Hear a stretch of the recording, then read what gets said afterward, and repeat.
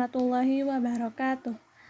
Perkenalkan, saya Salma Awaliyah dari jurusan Akuntansi Universitas Nusa Putra kelas AK20E. Di sini saya akan menjelaskan tentang siklus akuntansi.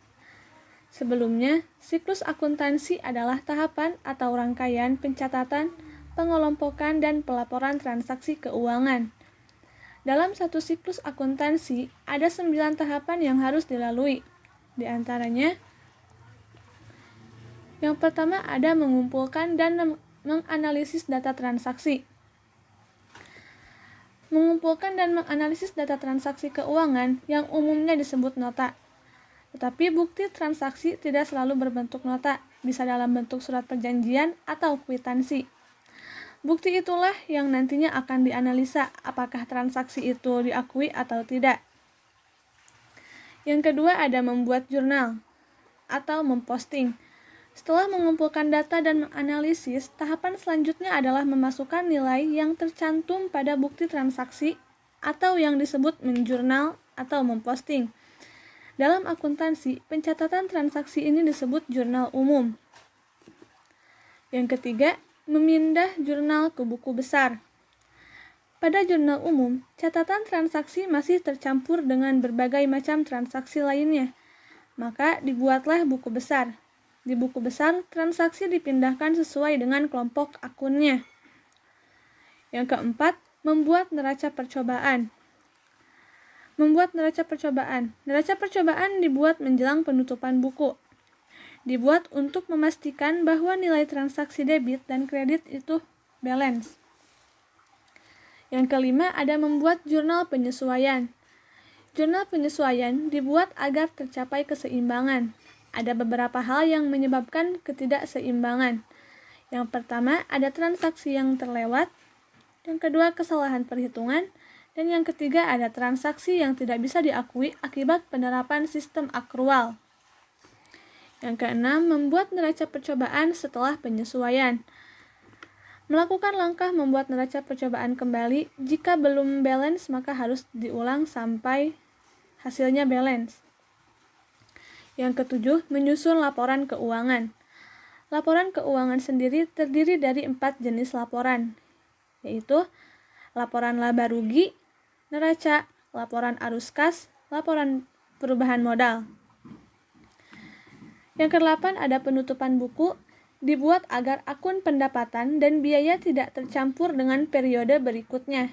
Maka harus ditutup pada setiap akhir periode sehingga saldonya 0. Dan yang terakhir, membuat penyesuaian kembali. Tujuan dibuatnya penyesuaian kembali yaitu memastikan semua kelompok akun pendapatan dan biaya sudah ditutup. Memastikan semua saldo akan pada kelompok neraca sudah balance dan siap digunakan. Menjadi saldo awal pembukaan buku periode selanjutnya.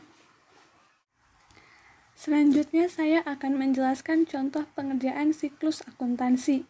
Yang pertama, ada ilustrasi soal dalam pengerjaan jurnal umum.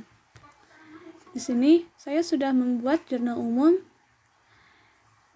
HP Service per 30 Juni 2017. Ilustrasi soal yang pertama yaitu, pada tanggal 5 Juni, Pak Heri menyetorkan uang tunai sebesar 2.500.000 dan kendaraan sebesar 14.500.000 sebagai modal usahanya. Maka akun yang berpengaruh dalam jurnal umum yaitu kasnya bertambah di debit, kendaraan bertambah di debit, dan modal bertambah di kredit. Lalu yang kedua, tanggal 6 Juni membeli perlengkapan secara tunai sebesar 900.000. Maka akun yang berpengaruhnya yaitu perlengkapan di debit bertambah, kasnya berkurang di kredit. Kira-kira seperti itu pengerjaan jurnal umum. Dan yang paling penting, jumlah debit dan kredit dalam jurnal umum harus sama atau balance. Selanjutnya ada ilustrasi soal pengerjaan buku besar. Dilihat dari tujuannya, buku besar dibuat untuk memindahkan akun-akun tertentu sesuai dengan kelompok akunnya. Contohnya seperti akun kas dengan akun kas, akun perlengkapan dengan akun perlengkapan, dan akun peralatan pun dengan peralatan, dan begitu pun seterusnya. Lalu untuk contoh pengerjaannya, kita lihat di jurnal umum terlebih dahulu. Contohnya untuk akun kas, kita lihat mana saja transaksi yang masuk ke akun kas. Lalu tinggal kita pindahkan atau masukkan saja seperti ini. Dan untuk penghitungan saldonya, kita lihat dari saldo awalnya yaitu 2.550.000, lalu ada transaksi membeli perlengkapan di kredit. Tinggal dikurangi saja 2.550.000 dikurangi 900.000, hasilnya 1.650.000. Begitu pun seterusnya. Lalu tahapan selanjutnya ada neraca saldo atau sering disebut juga dengan trial balance. Neraca saldo adalah daftar saldo atau rekening-rekening dari buku besar dalam periode tertentu. Untuk membuat neraca saldo, hanya perlu memindahkan saldo-saldo dari buku besar. Contohnya seperti kita lihat saldo kas dalam buku besar 3.650.000. Kita hanya perlu memindahkan atau memasukkan seperti ini 3.650.000 di debit. Begitupun seterusnya. Tahapan selanjutnya adalah membuat dan membukukan jurnal penyesuaian. Bisa dilihat informasi data penyesuaian per 30 Juni 2017. Yang pertama, perlengkapan yang tersisa sebesar 675.000. Maka perlengkapan diketahui di neraca saldo sebesar 900.000, dan dari informasi penyesuaian sisanya 675.000. Maka 900.000 dikurangi 675.000, hasilnya 225.000. Maka ayat jurnal penyesuaiannya yaitu beban perlengkapan sebesar 225.000 di debit, perlengkapan 225.000 di kredit. Dan yang kedua, informasi penyesuaiannya, penyusutan peralatan sebesar 5% per tahun. Maka peralatan diketahui di neraca saldo sebesar 1.400.000 dan penyusutan peralatannya 5% per tahun. Jadi 1.400.000 dikali 5% hasilnya 70.000. Maka ayat jurnal penyesuaiannya, beban penyusutan peralatan sebesar 70.000 di debit, akumulasi penyusutan peralatan 70.000 di kredit. Tahapan selanjutnya adalah neraca lajur atau sering disebut juga dengan kertas kerja. Untuk kertas kerja ini, saya memakai format seperti ini. Untuk kertas kerja sendiri, sama dengan membuat tahapan-tahapan sebelumnya, yaitu tinggal memasukkan nilai-nilai atau saldo-saldo dari masing-masing akun tersebut.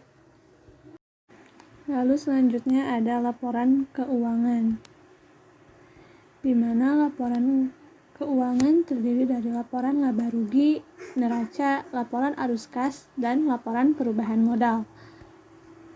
Laporan laba rugi, contoh formatnya seperti ini, di mana total pendapatan dan total beban dijumlahkan.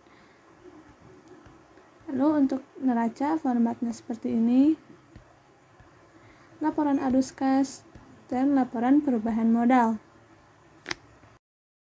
Lalu tahapan yang ke-8 ada jurnal penutup. Jurnal penutup dibuat agar akun pendapatan dan biaya tidak tercampur dengan periode berikutnya. Ini contoh format dari jurnal penutup. Lalu tahapan yang terakhir ada neraca saldo setelah penutupan. Tujuan dibuatnya neraca saldo setelah penutupan yaitu untuk memastikan bahwa jumlah saldo yang ada di buku besar benar-benar seimbang atau balance. Ini contoh format neraca saldo setelah penutupan. Sekian penjelasan singkat mengenai siklus akuntansi. Mohon maaf bila masih ada penjelasan yang kurang tepat dan masih banyak kekurangannya. Terima kasih. Wassalamualaikum warahmatullahi wabarakatuh.